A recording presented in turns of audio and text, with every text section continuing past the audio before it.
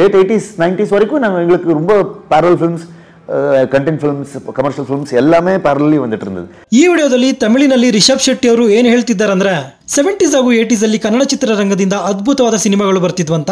Tamil ಮೀಡಿಯಾದವರು Kannada ಇಂಡಸ್ಟ್ರಿಯ sudden growth ಬಗ್ಗೆ ಕೇಳಿದಾಗ ರಿಷಬ್ ಶೆಟ್ಟಿ ಅವರು ಈ ರೀತಿಯಾಗಿ ಆನ್ಸರ್ ಮಾಡಿರ್ತಾರೆ. ನಿಜಕ್ಕೂ 70s ಹಾಗೂ 80s ಕನ್ನಡ ಇಂಡಸ್ಟ್ರಿಗೆ ಗೋಲ್ಡನ್ ಎರಾನ ಹಾಗೂ ಆಫ್ಟರ್ 90s ಕನ್ನಡ ಇಂಡಸ್ಟ್ರಿಯ ಡೌನ್ ಫಾಲ್ ಗೆ ಕಾರಣಗಳೇನು ಅಂತ ಈ ವಿಡಿಯೋದಲ್ಲಿ ತಿಳ್ಕೊಳ್ಳೋಣ. ನಿಜ ಹೇಳಬೇಕು ಅಂದ್ರೆ 70s ಹಾಗೂ 80s ಅಲ್ಲಿ ಕನ್ನಡ ಇಂಡಸ್ಟ್ರಿ ಉತ್ತುಂಗದಲ್ಲಿತ್ತು. ಆ ಟೈಮ್ ನ ನಮ್ಮ ಕನ್ನಡ ಇಂಡಸ್ಟ್ರಿಯನ್ನ ಜ್ಞಾಪಿಸಿಕೊಂಡ್ರೆ ನಮಗೆ ಮೊದಲು ನೆನಪಾಗೋದು ನಮ್ಮ ಅಣ್ಣವರು. ಈ ಪೀರಿಯಡ್ ನಲ್ಲಿ ನಮ್ಮ ಅಣ್ಣವರು ಹಲವಾರು ರೀತಿಯ ಪಾತ್ರಗಳನ್ನು ಹಾಗೂ ಹಲವು ಜೋನರ್ ನ ಸಿನಿಮಾಗಳನ್ನು ಮಾಡಿರ್ತಾರೆ. ಅಣ್ಣವರ ಜೊತೆಗೆ 70s ಬಿಗಿನಿಂಗ್ ಅಲ್ಲಿ ವಿಷ್ಣುವರ್ಧನ್ ಹಾಗೂ ಅಂಬರೀಶ್ ಅವರು ಬಂದ್ರೆ 70s ಎಂಡಿಂಗ್ ಅಲ್ಲಿ ನಮ್ಮ ಶಂಕರ್ ನಾಗ್ ಅವರು ಬರ್ತಾರೆ.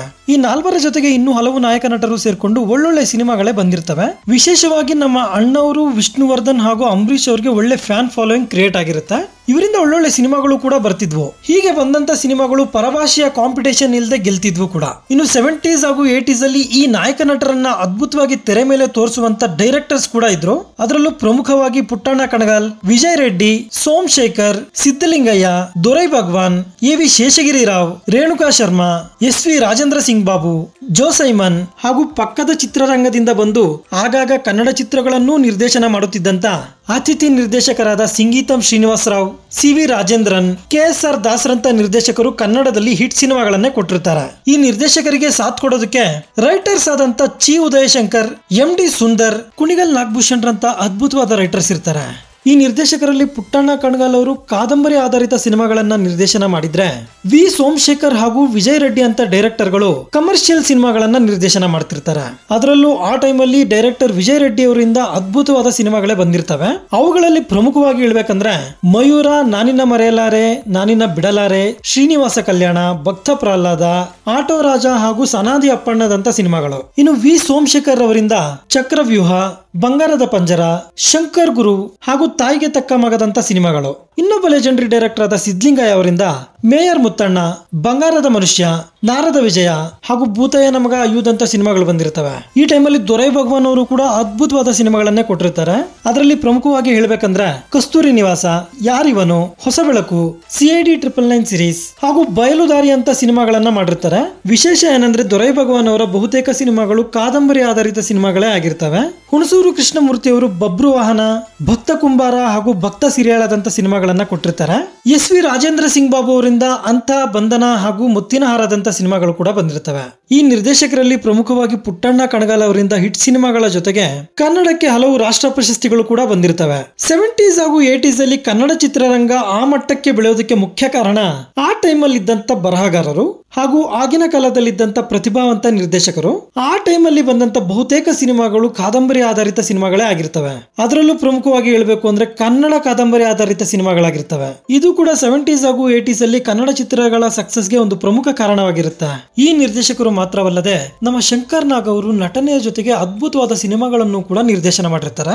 ಅದರಲ್ಲಿ ಪ್ರಮುಖವಾಗಿ ಮಿಂಚಿನ ಓಟ, ಆಕ್ಸಿಡೆಂಟ್, ಗೀತಾದಂತ ಸಿನಿಮಾಗಳನ್ನು ಕೂಡ ನಿರ್ದೇಶನ ಮಾಡಿರ್ತಾರೆ. ಹೀಗೆ ಅದ್ಭುತವಾದ ಟೆಕ್ನಿಷಿಯನ್ಸ್ ನಿಂದ ಶ್ರೀಮಂತವಾಗಿದ್ದ ನಮ್ಮ ಕನ್ನಡ ಇಂಡಸ್ಟ್ರಿ ಆಫ್ಟರ್ 90s ನಿಧಾನಗತಿಯಲ್ಲಿ ತನ್ನ ಡೌನ್ ಫಾಲ್ ನ ಕಾಣ್ತಾ ಬರುತ್ತೆ.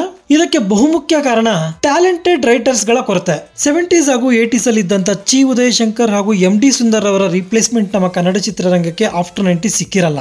ಆಫ್ಟರ್ 90s ಇವರಿಬ್ಬರನ್ನ ರಿಪ್ಲೇಸ್ ಮಾಡುವಂತ ಒಬ್ಬ ರೈಟರ್ ಕೂಡ ನಮ್ಮ ನೆನಪಿಗೆ ಬರಲ್ಲ. ಇದರ ಜೊತೆಗೆ 90ರ ನಂತರ ರೀಮೇಕ್ ಸಿನಿಮಾಗಳ ಹಾವಳಿ ಕೂಡ ಶುರು ಆಗುತ್ತೆ. ಎಸ್ ಮಹೇಂದರ್, ಎಸ್ ನಾರಾಯಣ್, ಓಂ ಪ್ರಕಾಶ್ ರಾವ್ ಹಾಗೂ ಡಿ ರಾಜೇಂದ್ರ ಬಾಬು ಅಂತ ಡೈರೆಕ್ಟರ್ಗಳು ಅಪರೂಪಕ್ಕೆ ಒಂದು ಸ್ವಮೇಕ್ ಸಿನಿಮಾ ಮಾಡಿದ್ರೆ ಉಳಿದ ಬಹುತೇಕ ಸಿನಿಮಾಗಳು ರೀಮೇಕ್ ಸಿನಿಮಾಗಳೇ ಆಗಿರ್ತವೆ. 70-80ರ ದಶಕದಲ್ಲಿದ್ದಂತ ಪ್ರತಿಭಾವಂತ ನಿರ್ದೇಶಕರಾದ ವಿಜಯ್ ರೆಡ್ಡಿ, ಪುಟ್ಟಣ್ಣ ಕಣಗಾಲ್, ವಿ ಸೋಮಶೇಖರ್ ಹಾಗೂ ಸಿದ್ದಲಿಂಗಯ್ಯರಂತ ನಿರ್ದೇಶಕರನ್ನ ರಿಪ್ಲೇಸ್ ಮಾಡುವಂತ ನಿರ್ದೇಶಕರು 90ರ ದಶಕದಲ್ಲಿ ಸಿಕ್ಕಿರಲ್ಲ.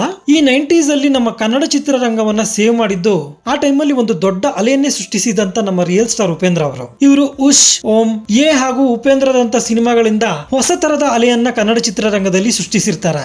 ಹಾಗೂ after so many years Kannada ಚಿತ್ರರಂಗದತ್ತ ಬೇರೆ ಚಿತ್ರರಂಗದವರು ಕಣ್ಣೆತ್ತಿ ನೋಡಿರ್ತಾರೆ. ಉಪೇಂದ್ರ ಅವರ ಜೊತೆಗೆ ಟಿ.ಎಸ್. ನಾಗಾಭರಣ ಹಾಗೂ ಎಸ್.ವಿ. ರಾಜೇಂದ್ರ ಸಿಂಗ್ ಬಾಬು ಅವರು 90ರ ದಶಕದಲ್ಲಿ ಒಂದೆರಡು ಒಳ್ಳೆಯ ಸಿನಿಮಾಗಳನ್ನ ಮಾಡಿ ಕನ್ನಡ ಚಿತ್ರರಂಗದ ಮರ್ಯಾದೆಯನ್ನು ಉಳಿಸಿರ್ತಾರೆ. 90ರ ದಶಕದ ಬಿಗಿನಿಂಗ್ ನಲ್ಲಿ ಸ್ಟಾರ್ಟ್ ಆದ ಕನ್ನಡ ಚಿತ್ರರಂಗದ ಈ ಡೌನ್ ಫಾಲ್ ಹಾಗೂ ರೀಮೇಕ್ ಸಿನಿಮಾಗಳ ಹಾವಳಿ 2017 ವರೆಗೂ ಮುಂದುವರೆದಿರುತ್ತೆ. 2005ರ ನಂತರ ಯೋಗರಾಜ್ ಭಟ್, ಸೂರಿ, ಹೇಮಂತ್ ರಾವ್, ಸಂತೋಷ್ ಆನಂದರಾಮ್, ತರುಣ್ ಸುಧೀರ್, ನರ್ತನ್, ರಕ್ಷಿತ್ ಶೆಟ್ಟಿ, ರಿಷಬ್ ಶೆಟ್ಟಿ, ರಾಜ್ ಬಿ ಶೆಟ್ಟಿ, ಅನೂಪ್ ಭಂಡಾರಿ ಹಾಗೂ ಕನ್ನಡ ಚಿತ್ರರಂಗವನ್ನ ಇಡೀ ಭಾರತ ಚಿತ್ರರಂಗವೇ ತನ್ನತ್ತ ನೋಡುವಂತೆ ಮಾಡಿದ ಪ್ರಶಾಂತ್ ನೀಲ್ ಅವರ ಎಂಟ್ರಿ ಕೂಡ ಆಗಿರುತ್ತೆ. ಇವರ ಜೊತೆಗೆ ಇನ್ನೂ ಕೆಲ ಪ್ರತಿಭಾವಂತ ನಿರ್ದೇಶಕರು ಬಂದಿದ್ದಾರೆ ಹಾಗೂ ಬರ್ತಿದ್ದಾರೆ ಕೂಡ. ಈ ಎಲ್ಲಾ ಹೊಸ ಅಲೆಯ ನಿರ್ದೇಶಕರಿಂದ ಕನ್ನಡ ಚಿತ್ರರಂಗ ಮತ್ತೆ ತನ್ನ ಗತವೈಭವಕ್ಕೆ ಮರಳಿದೆ. ನಮ್ಮ ಕನ್ನಡ ಚಿತ್ರರಂಗ ಇದೇ ರೀತಿ ಪ್ರತಿಭಾವಂತ ಬರಹಗಾರ ಹಾಗೂ ನಿರ್ದೇಶಕರಿಂದ ತುಂಬಿ ತುಳುಕಲಿ.